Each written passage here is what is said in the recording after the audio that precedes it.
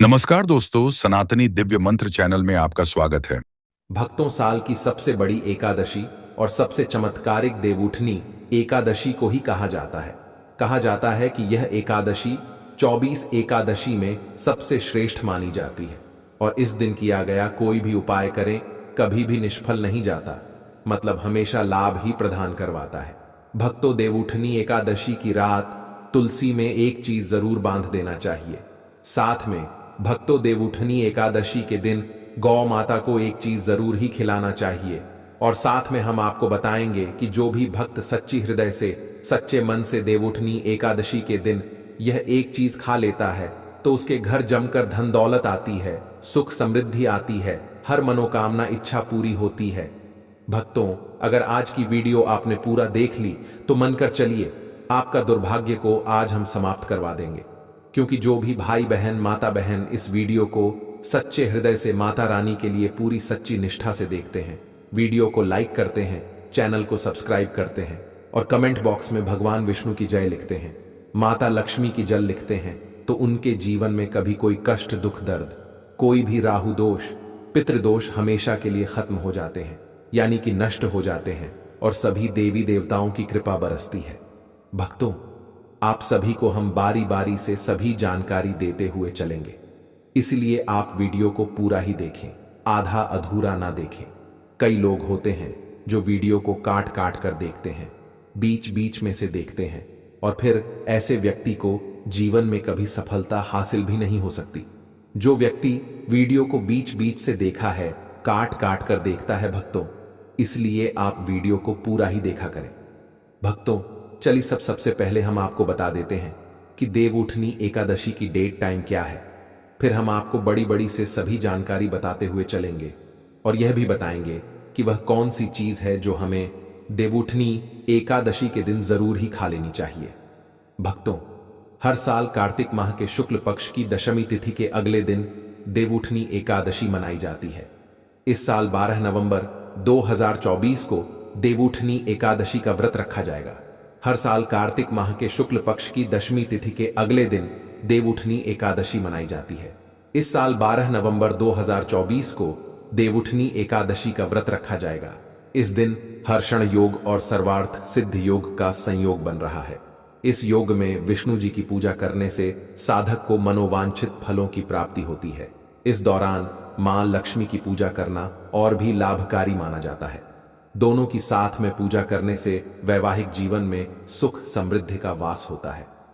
हिंदू धर्म में देवउठनी एकादशी को बेहद खास माना जाता है, क्योंकि इस दिन भगवान विष्णु 4 माह के लंबे योग निद्रा से जागते हैं। भगवान विष्णु के योग निद्रा से जागने के बाद एक बार फिर शादी, विवाह, सगाई व मुंडन जैसे मांगलिक कार्य शुरू हो जाते हैं। इसे देवोत्थान और देव प्रबोधिनी एकादशी भी कहा जाता है।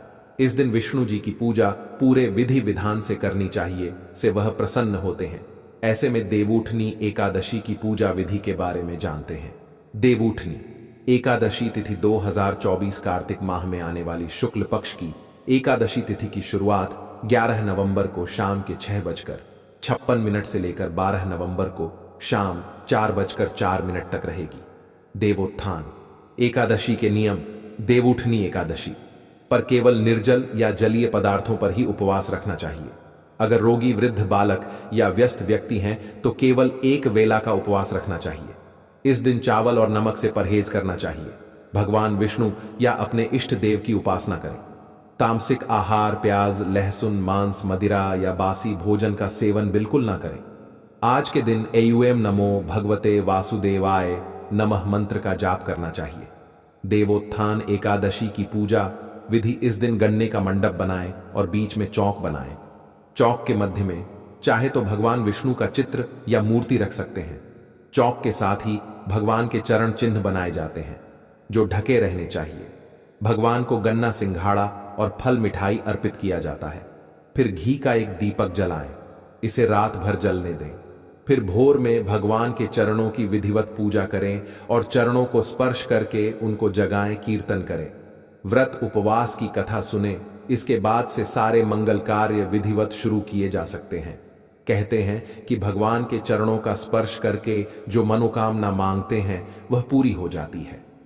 देवउठनी के बाद तुलसी विवाह भगवान विष्णु के योग निद्रा से जागने के बाद उनके शालिग्राम स्वरूप का तुलसी से विवाह कराया जाता है। भगवान विष्णु को तुलसी सर्वाधिक प्रिय है। इस दिन मात्र तुलसी दल अर्पित करने से भग्न को प्रसन्न किया जा सकता है। इसके पीछे प्रकृति के संरक्षण और वैवाहिक सुख की भावना होती है। जो लोग इसे संपन्न कराते हैं उन्हें वैवाहिक सुख प्राप्त होता है। एकादशी के दिन यथाशक्ति अन्न दान करें, किंतु स्वयं किसी अन्य का दिया हुआ अन्न कदापि ग्रहण ना करें। किसी कारणवश निराहार रहकर व्रत करना संभव ना हो तो एक बार भोजन करें। इस दिन दूध या जल का सेवन कर सकते हैं। एकादशी व्रत में शकरकंद, कुत्तूम, दना, नारियल, काली मिर्च, सेंधा, नमक, दूध, बादाम, अदरक, चीनी आदि पदार्थ खाने में शामिल कर सकते हैं। एकादशी का उपवास रखने वालों को दशमी के दिन मांस, लहसुन, प्याज, मसूर की दाल आदि निषेध वस्तुओं का सेवन नहीं करना चाहिए। एकादशी के दिन प्रातः लकड़ी का दातुन न करें। इस दिन वृक्ष से पत्ता तोड़ना वर्जित है, अतः स्वयं गिरा हुआ पत्ता लेकर सेवन करें। नींबू, जामुन या आम के पत्ते लेकर चबा लें और अंगुली से कंठ साफ कर लें। यदि यह संभव ना हो तो पानी से 12 बार कुल्ले कर लें। एकादशी 11 के दिन व्रतधारी व्यक्ति को गाजर, शलजम, गोभी, पालक इत्यादि का सेवन नहीं करना चाहिए। एकादशी पर श्री विष्णु की पूजा में मीठा पान चढ़ाया जाता है, लेकिन इस दिन पान खाना भी वर्जित है। फलों में केला, आम, अंगूर, बादाम, पिस्ता इत्यादि अमृत फलों का सेवन करें। सूखे मेवे जैसे बादाम, पिस्ता आदि का सेवन किया जा सकता है। एकादशी तिथि पर जौ, बैंगन और सेम फली नहीं खानी चाहिए।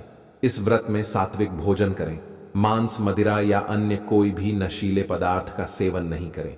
प्रत्येक वस्तु प्रभु को भोग लगाकर तथा तुलसी दल छोड़कर ग्रहण करना चाहिए। देवउठनी एकादशी के दिन क्या ना करें।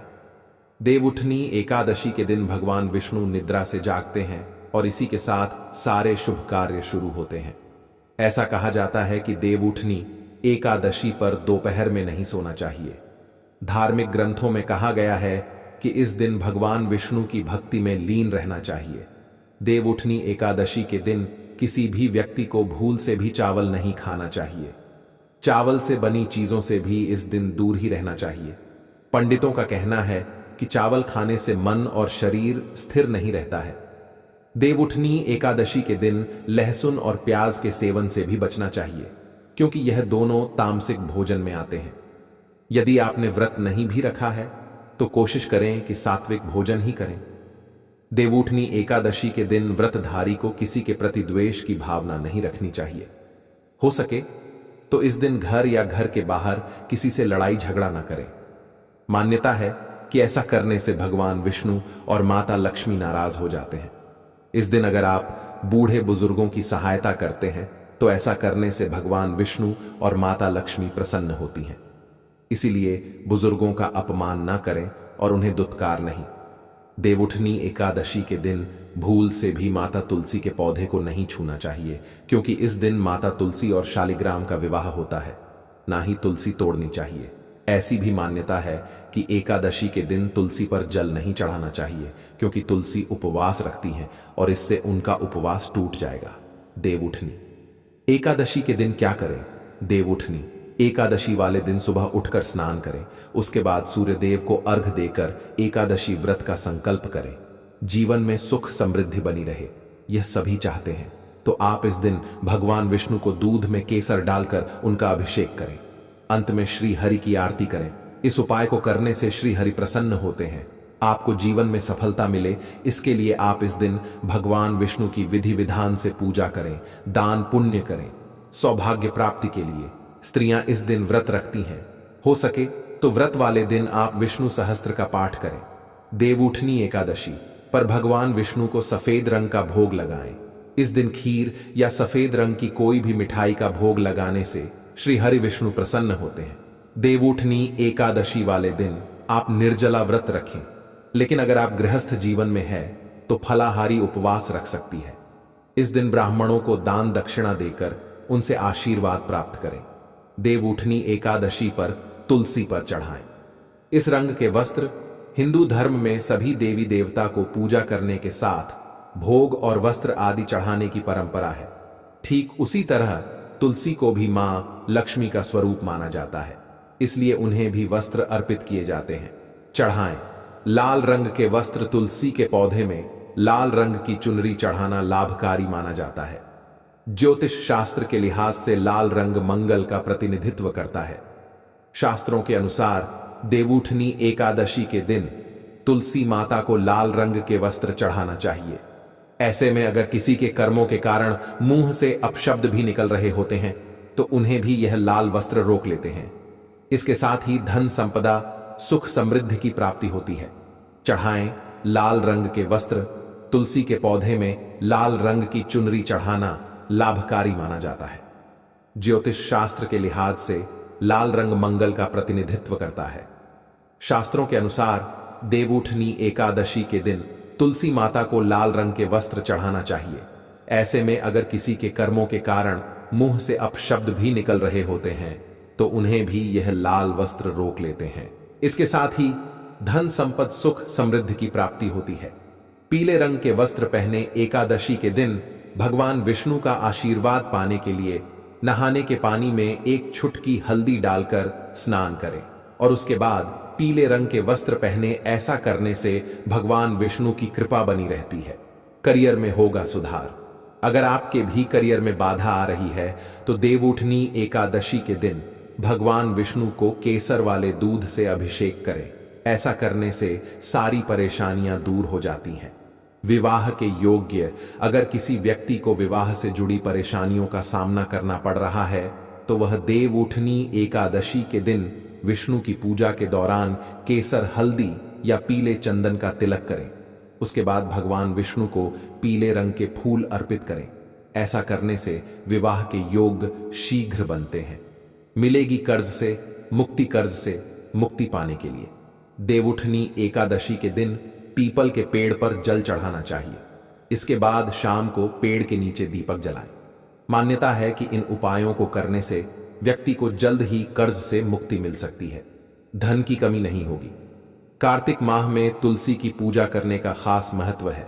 देवउठनी एकादशी के दिन तुलसी के पौधे में गन्ने का रस मिलाकर चढ़ाएं। इसके बाद देसी घी का दीपक जलाकर तुलसी माता की आरती करें। मान्यता है कि ऐसा करने से व्यक्ति को कभी धन की कमी नहीं होता और जीवन से सभी कष्ट भी दूर होते हैं। भक्तों, अभी तक आपने जय मान लक्ष्मी जय भगवान विष्णु ना लिखा हो तो जरूर ही लिख दीजिए। चलिए, भगवान विष्णु के लिए आप ऐसी गलती भूलकर भी ना करें। यह गलती आपके भगवान विष्णु को क्रोधित कर सकती है, इसलिए ऐसी गलती भी नहीं करना चाहिए भक्तों। और कमेंट बॉक्स में आप अपनी राशि जरूर डाल दी, क्योंकि हम राशि से जुड़ा भाग्य भी बताते हैं। इसलिए कमेंट बॉक्स में आप अपनी राशि जरूर ही डाल दीजिए। चलिए आगे जान लेते हैं कौन सी गलतियां भगवान विष्णु को क्रोधित कर सकती हैं।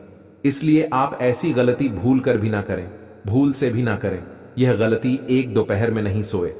4 माह के लंबे समय के बाद भगवान विष्णु योग निद्रा से बाहर आते हैं। ऐसे में हमें दोपहर में नहीं सोना चाहिए और प्रभु का कीर्तन भजन करना चाहिए। इससे माता लक्ष्मी प्रसन्ना होती हैं और धन लाभ होता है, और सोना अशुभ और भगवान का अनादर माना जाता है। चावल का सेवन नहीं करें। पौराणिक मान्यताओं और कहानियों में एकादशी के दिन चावल खाने की मनाही है। ऐसी मान्यता है कि इस दिन चावल खाने वाला व्यक्ति रेंगने वाला जीव बनता है। इसलिए चावल, मांस, मदिरा इत्यादि का सेवन एकादशी के दिन नहीं करें। साथ ही लहसुन प्याज से भी परहेज करना चाहिए। किसी को भला बुरा नहीं बोले। देवउठनी एकादशी को व्रत के दौरान किसी भी व्यक्ति को भला बुरा नहीं बोले और ना ही किसी के लिए मन में बैर पाले। इस दिन अपने मन में सिर्फ और सिर्फ भगवान के प्रति आस्था और भक्ति का भाव रखना चाहिए, तब जाकर आपकी पूजा सार्थक होगी। भूलकर तुलसी का पत्ता नहीं तोड़े। तुलसी भगवान विष्णु को अत्यंत प्रिय है। ऐसे में भूलकर भी इस दिन तुलसी की पत्ती नहीं तोड़े, इससे भगवान विष्णु रुष्ट हो जाएंगे।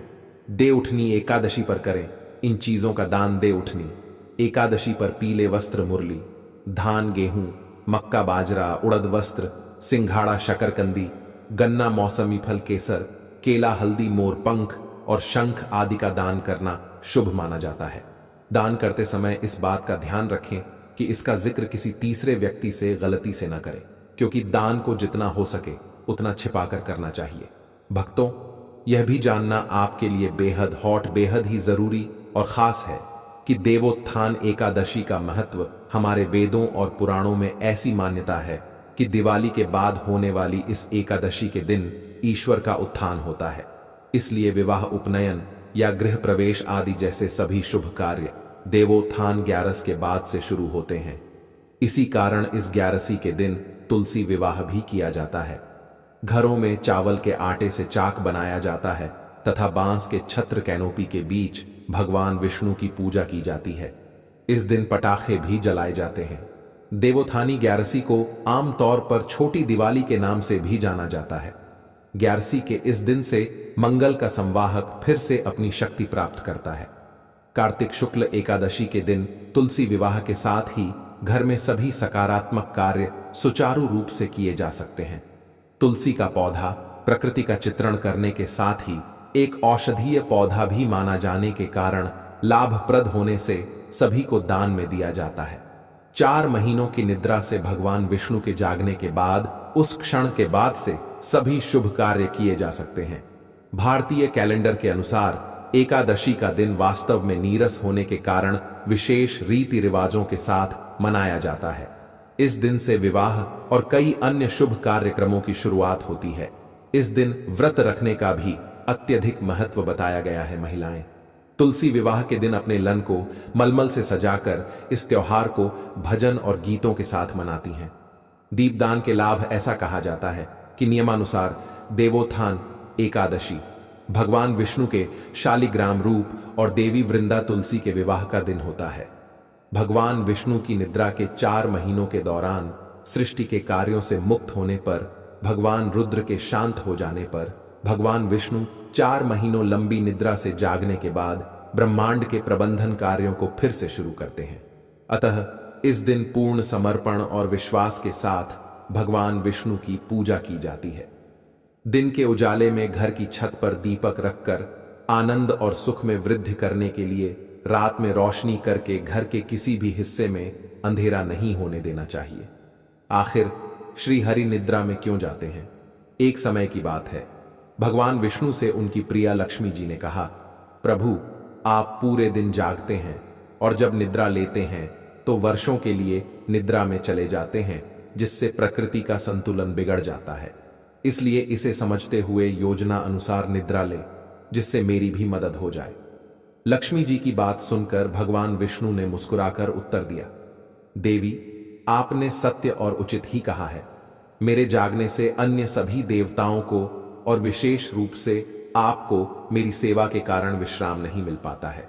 आज से मैं वर्षा रथ में 4 महीनों के लिए निद्रा में जाऊंगा, जो अल्प निद्रा और योग निद्रा कहलाएंगे, जिससे मेरे अनुयायियों पर परम कृपा बनी रहेगी। इस अवधि के दौरान मेरी निद्रा की भावना का ध्यान रखने वाले सभी भक्तों के घरों में हमेशा आपके साथ वास करके कृपा बरसेगी।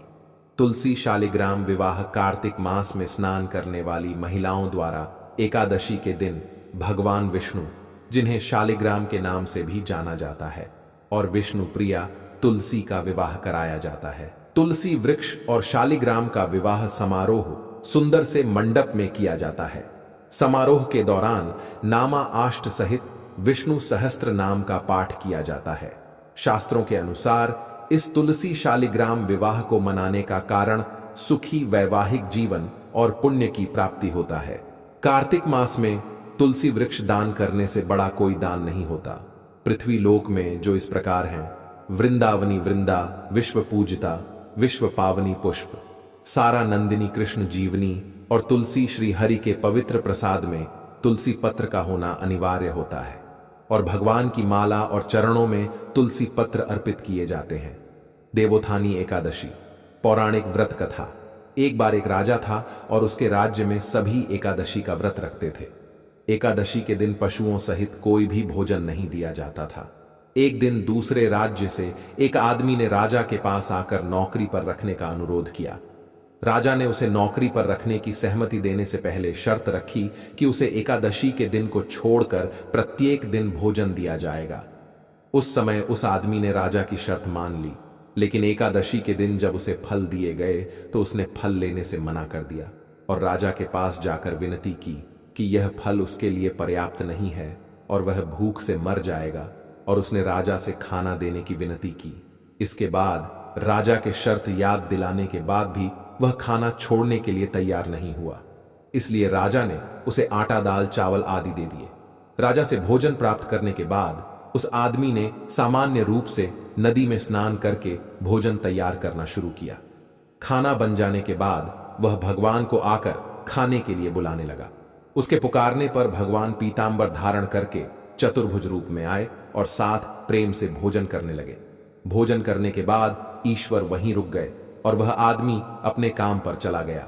15 दिन के बाद दोबारा एकादशी आने पर उस आदमी ने राजा से दुगनी मात्रा में भोजन देने की विनती की कारण पूछने पर उसने राजा को उत्तर दिया कि वह उस दिन भूखा रहा क्योंकि ईश्वर ने भी उसके साथ भोजन किया था, जो 2 लोगों के लिए पर्याप्त नहीं था। यह सुनकर राजा आश्चर्यचकित रह गया तथा विश्वास करने को तैयार नहीं था कि भगवान उस आदमी के साथ भोजन करते हैं। राजा बोला कि वह एकादशी का व्रत रखते हैं, भगवान की पूजा करते हैं, लेकिन भगवान कभी भी उनके सामने प्रकट नहीं हुए। यह सुनने के बाद उस आदमी ने कहा कि अगर उन्हें विश्वास नहीं है तो वह उसके साथ चले और वृक्ष के पीछे छिपकर वहां जो कुछ हो रहा है उसे देख ले। उस आदमी के सच और झूठ को जानने की इच्छा से राजा नदी के पास जाकर पेड़ के पीछे छिप गए। हमेशा की तरह आदमी ने खाना पकाया और शाम तक भगवान को पुकारता रहा, लेकिन भगवान नहीं आए। आखिरकार उस आदमी ने भगवान से प्रार्थना की कि यदि वह नहीं आए तो वह नदी में कूदकर अपनी जान दे देगा, लेकिन भगवान फिर भी नहीं आए। तब वह स्वयं मरने के लिए नदी की तरफ चलने लगा। जीवन खत्म करने की उसकी दृढ़ इच्छा शक्ति जानकर ईश्वर ने जल्दी से प्रकट होकर उसे ऐसा करने से रोका और फिर दोनों ने एक साथ भोजन का आनंद लिया। भोजन करने के बाद भगवान उसे अपने विमान से अपने धाम ले गए। यह देखकर राजा को एहसास हुआ कि जब तक मन शुद्ध ना हो तब तक उपवास करने का कोई लाभ नहीं है। इससे राजा को सीख मिली और उसने भी शुद्ध मन से व्रत करना प्रारंभ किया और अंत में स्वर्ग को प्राप्त किया। देवउठनी एकादशी कथा। एक राजा के राज्य में सभी लोग आनंद पूर्वक रहते थे। हालांकि उसके राज्य में कोई भी अन्न या खाद्य पदार्थ न बेचकर सिर्फ फल बेचा करते थे। एक बार भगवान ने उनकी परीक्षा लेने का निर्णय किया और भगवान स्वयं एक सुंदर कन्या का रूप बदलकर मार्ग में बैठ गए। उसी समय राजा ने वहां से जाते हुए उसे देखकर पूर्ण आश्चर्य के साथ उससे पूछा, तुम कौन हो? तुम यहां क्यों बैठी हो? तब उस सुंदर महिला ने कहा कि मैं बेसहारा हूं और इस शहर में मेरी कोई पहचान न होने के कारण मैं किसी से मदद नहीं मांग सकती हूं। राजा उसके रूप पर आकर्षित होकर बोला, तुम मेरे महल में मेरी रानी बनकर क्यों नहीं रहती? तब उस सुंदर महिला ने कहा, मैं तभी आपकी बात मानूंगी जब आप अपनी सभी जिम्मेदारियां मुझे सौंप देंगे। साथ ही मेरे पास आपके राज्य के सभी अधिकार होंगे। मैं जैसा खाना बनाऊंगी आपको खाना होगा। राजा अत्यधिक आसक्त होने के कारण उसकी सभी बातों पर सहमत हो गए। अगले दिन एकादशी थी और रानी ने बाजार में खाना बेचने का आदेश दिया तथा मछली और मटन पकाकर राजा से खाने को कहा। तब राजा यह देखकर बोला कि आज एकादशी को वह केवल फल खाएंगे। उसी क्षण रानी ने उसे वादे की याद दिलाकर कहा, या तो आप खाना खाइए, अन्यथा मैं आपके बड़े बेटे का सिर काट दूंगी। इस विषय पर राजा ने इस समस्या को अन्य रानी के साथ साझा करने का निर्णय करके स्थिति को स्पष्ट किया। तब महारानी बोली, प्रिय राजन, आपको उदास नहीं होना चाहिए और आपको अपने सदाचार और नैतिकता को नहीं छोड़ना चाहिए। इसलिए उन्होंने अपने बेटे का बलिदान देने की सलाह दी। उस समय बेटे ने मुड़कर अपनी मां की आंखों में अश्रु का कारण पूछा। इस सब का कारण जानने के बाद उसने अपना सिर बलिदान करने के लिए सहमत होकर कहा कि आपको नैतिकता और सदाचार का सम्मान और रक्षा करनी चाहिए। तब राजा के इस पर सहमत होने पर भगवान विष्णु ने प्रकट होकर कहा, मैं तुम्हारे मूल्यों से प्रभावित हूं, तुम मुझसे कोई भी आशीर्वाद मांग सकते हो। तब राजा बोले कि आपकी दया से हमारे पास सब कुछ है, हम सब आपके मार्गदर्शन की अभिलाषा रखते हैं। यह कहकर राजा ने अपने पुत्र को सौंप दिया और तब उसका पुत्र दिव्य लोक की ओर चला गया। भक्तों, 12 नवंबर 2024 देवउठनी एकादशी के दिन बस कर लीजिएगा। एक मुट्ठी धनिया का प्राचीन समय का गुप्त उपाय जीवन के हर कष्टों से आपको मिल जाएगी। तुरंत मुक्ति माता लक्ष्मी जी और भगवान श्री हरि विष्णु जी के आशीर्वाद से आपके जीवन में होगी। धन की वर्षा बन जाओगे, आप करोड़पति और खुशियों से भर जाएगा आपका घर। क्योंकि दोस्तों, आपको बता दें कि एक साल में कुल 24 एकादशी होती है, लेकिन इनमें सबसे ज्यादा खास और बड़ा महत्व यदि किसी एकादशी को दिया गया है तो वह देवउठनी एकादशी को दिया गया है। क्योंकि इस दिन भगवान श्री हरि विष्णु जी और माता लक्ष्मी जी बहुत ही ज्यादा प्रसन्न मुद्रा में होते हैं और अपने दोनों हाथों से अपने भक्तों पर धन बरसाते हैं। हिंदू सनातन धर्म में देवउठनी एकादशी का खास महत्व है। कार्तिक मास की एकादशी को भगवान श्री हरि विष्णु 4 माह के विश्राम के बाद योग मुद्रा से जागते हैं, इसलिए यह देवउठनी एकादशी कहलाता है। भक्तों, माना जाता है कि यदि आप देवउठनी एकादशी पर व्रत रखकर भगवान श्री हरि विष्णु जी या मां लक्ष्मी जी से कोई भी वरदान या आशीर्वाद मांगते हैं तो एक ही दिन के व्रत से आपकी वह मनोकामना पूरी हो जाती है। लेकिन इस दिन यदि आप व्रत नहीं रख सकते हैं, पूजा पाठ नहीं कर सकते रहे, तो इसके विकल्प में हिंदू सनातन शास्त्रों के अनुसार एक मुट्ठी धानिया का उपाय कर लेते हैं, तो तुरंत ही आपको भगवान श्री हरि विष्णु जी और मां लक्ष्मी जी का वह वरदान और वह आशीर्वाद मिलता है, जिसके बाद न केवल आपके जन्म जन्मांतर की निर्धनता, परेशानी, कष्ट और समस्याएं तुरंत के तुरंत समाप्त हो जाती हैं, बल्कि इस दिन यदि आपने एक मुट्ठी धनिया का उपाय सही मुहूर्त पर कर लिया तो तुरंत ही भगवान श्री हरि विष्णु जी और मां लक्ष्मी जी के आशीर्वाद से आपके जीवन में धन आने के रास्ते खुल जाएंगे। आपके जीवन में जो धन आएगा उसमें बढ़ोतरी होगी, आपके जीवन में धन की वर्षा होगी, आपको आपके जीवन के सभी प्रकार के आर्थिक परेशानी और आर्थिक तंगी से मुक्ति मिल जाएगी। धनिया का यह उपाय यदि आप देवउठनी एकादशी के दिन करेंगे तो यकीन मानिए भक्तों, यह उपाय पलटकर आपको हजारों गुना लाभ देगा। इसीलिए देवउठनी एकादशी के दिन एक मुट्ठी धनिया का उपाय करना हमारे वेद पुराणों और हिंदू सनातन शास्त्रों में बहुत ही शुभ और कल्याणकारी बताया गया है।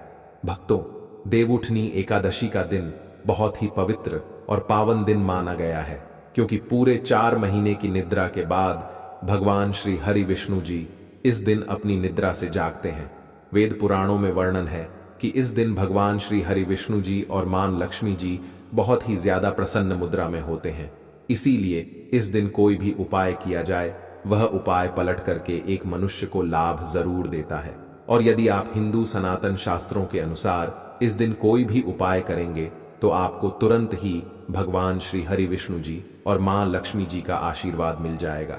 और इस दिन यदि आपने भगवान श्री हरि विष्णु जी और मां लक्ष्मी जी की सबसे प्रिय चीज धनिया का उपाय सही मुहूर्त पर विधि विधान से कर लिया, जैसा हम आज के इस वीडियो में आपको बताने जा रहे हैं, तो यकीन मानिए भक्तों, इस छोटे से उपाय को करने के बाद तुरंत ही भगवान श्री हरि विष्णु जी और मां लक्ष्मी जी के आशीर्वाद से आपको आपके जीवन के समस्त प्रकार के दुख, परेशानी और कष्ट से मुक्ति मिल जाएगी और आपके जीवन में चमत्कारिक और पॉजिटिव बदलाव आएगा। अब आप बार बार सोच रहे होंगे कि एक मुट्ठी धनिया का उपाय करके आप मनुष्य को भगवान श्री हरि विष्णु और माता लक्ष्मी का आशीर्वाद कैसे मिल सकता है। तो आपकी जानकारी के लिए बता दें, भक्तों, धनिया का सीधा संबंध धन से होता है। दूसरी तरह धनिया में मां लक्ष्मी के दिव्य शक्तियों का वास होता है।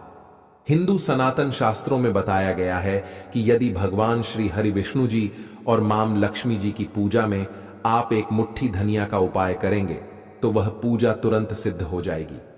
आपको उस उपाय का लाभ अवश्य ही पलट करके तुरंत का तुरंत ही मिल जाएगा। और यदि आप देवउठनी एकादशी के दिन एक मुंह मुट्ठी धनिया का उपाय सही तरीके से विधि विधान से भगवान श्री हरि विष्णु जी और मां लक्ष्मी जी के सामने कर लेंगे तो मान के चलिए एक ही दिन के उपाय से आपको तुरंत ही भगवान श्री हरि विष्णु और मां लक्ष्मी का वह वरदान और आशीर्वाद मिलेगा, जिसके बाद आपके नवग्रह, आपके तारे और आपका भाग्य आपका साथ देना शुरू कर देंगे और आपके जीवन में आप जिस कार्य को शुरू करेंगे उस कार्य में आपको सफलता प्राप्त होगी। देखिए भक्तों, धनिया बाजार में बड़ी ही आसानी से आपको 10 से 20 रुपए में मिल जाएंगी। बस इसका उपाय आपको कैसे करना है उनकी जानकारी हम आपको इस वीडियो में देने जा रहे हैं। और यकीन मानिए, यदि आपने देवउठनी एकादशी के दिन सही तरीके से विधि विधान से एक मुट्ठी धनिया का उपाय कर लिया तो आपका भाग्य उदय होने से खुद भगवान भी नहीं रोक सकते। यह एक ऐसा उपाय है जो आज भी कई धनवान लोग हर देवउठनी एकादशी के दिन करते हैं। तो इस उपाय को आपको सही मुहूर्त पर विधि विधान से करना है, जैसा हमारे तंत्र शास्त्र में लिखा हुआ है। इसीलिए यदि आप चाहते हैं कि माता लक्ष्मी और भगवान श्री हरि विष्णु की कृपा हमेशा आप पर और आपके परिवार पर बनी रहे, माता लक्ष्मी और भगवान श्री हरि विष्णु के आशीर्वाद से आपके जीवन में धन की वर्षा हो और आपके जीवन में हमेशा आपका भाग्य आपका साथ दे, तो भक्तों पूरी सच्ची श्रद्धा और पूरे विश्वास के साथ इस वीडियो को लाइक कर दीजिए और कमेंट बॉक्स में जाकर के तुरंत लिख दीजिए, जय माता लक्ष्मी हम पर कृपा करें, जय श्री हरि। और आपसे अनुरोध है, वीडियो लाइक करना नहीं भूलिए। भक्तों, सबसे पहला उपाय है दुर्भाग्य से मुक्ति पाने का गुप्त उपाय। यदि आप चाहते हैं कि आपको अपने दुर्भाग्य से मुक्ति मिल जाए, आपके नवग्रह की पीड़ा समाप्त हो जाए, आपके जीवन में आपका सौभाग्य आपका साथ दे, तो एक बात तो समझ लीजिए, एक मनुष्य के जीवन के भाग्य राहु केतु का जो नियंत्रण होता है वह भगवान श्री हरि विष्णु जी के हाथ में होता है। और यदि आपने एक छोटा सा उपाय इस एकादशी पर कर लिया जो हम आपको बताने जा रहे हैं, तो यह उपाय करने के बाद भगवान श्री हरि विष्णु जी के आशीर्वाद से आपका भाग्य, आपका राहु केतु हम हमेशा आपका साथ देगा। आपके जीवन में आपको उन्नति करने से कोई भी नहीं रोक पाएगा। यह बहुत छोटा सा उपाय है, लेकिन बहुत ही अचूक उपाय है। आपको सिर्फ यह करना है कि 12 नवंबर के दिन सुबह आपको नहा लेना है। आपके घर का जो भी पूजा घर है वहां पर आपको एक पीला वस्त्र बिछाना है। पीला वस्त्र बिछाने के बाद उसमें एक मुट्ठी धनिया रख देना है। देखिए, पीला रंग भगवान श्री हरि विष्णु जी को बहुत ही प्रिय होता है, इस बात का ध्यान रखिएगा। अब पीले वस्त्र में जो आपने एक मुट्ठी धनिया रखा है, इसको मौली धागे से बांधकर एक पोटली बना लीजिए और अपने हाथ में पीली पोटली को पकड़ लीजिए और भगवान श्री हरि विष्णु जी के बीज मंत्र का जाप 11 बार आपको करना है। 11 अंक भगवान श्री हरि विष्णु जी को बहुत प्रिय है। बीज मंत्र है ओम नमो भगवते वासुदेवाय नमः। हम फिर से रिपीट कर दे रहे हैं भक्तों, ओम नमो भगवते वासुदेवाय नमः। अब आपको यह करना है कि इस पोटली को अपने उस कमरे में रख लेना है जिस कमरे में आप ज्यादा समय बिताते हैं। सिर्फ इतना उपाय आपको इस एकादशी के दिन करना है और अगली एकादशी को आपको इसी पोटली को किसी बहते हुए नदी में प्रवाहित कर देना है और नई पोटली को इसी प्रकार अपने कमरे में रख लेना है। इतना उपाय यदि आपने कर लिया तो हमेशा आपका भाग्य आपका साथ देगा। यह पोटली आपके हर दोष को पूरे साल समाप्त करती रहेगी। जिसकी वजह से आपके जीवन में दिक्कत आती है, तो यह छोटा सा उपाय करना मत भूलिए। यदि आप चाहते हैं कि हमेशा आपका भाग्य, आपका राहु केतु आपका साथ दे, तो यदि आप भगवान श्री